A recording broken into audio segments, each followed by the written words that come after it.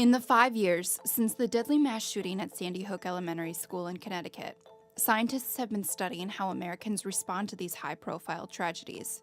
Their findings show patterns in the way we buy and think about guns.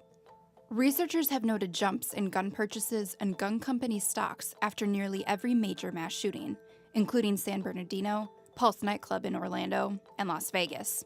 According to a new study, the number of guns purchased during the first 5 months following the Sandy Hook school shooting spiked to 3 million. But what drives this trend? Some psychologists think it might have to do with a phenomenon known as availability bias.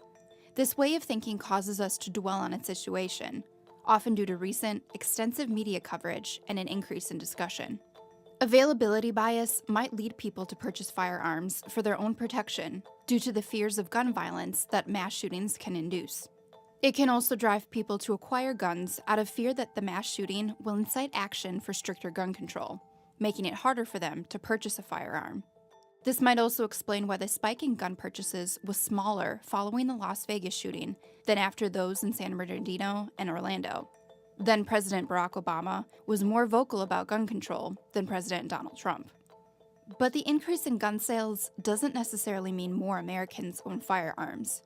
According to a recent Gallup poll, about 42% of Americans own a gun, while 3% of Americans own a majority of the country's firearms.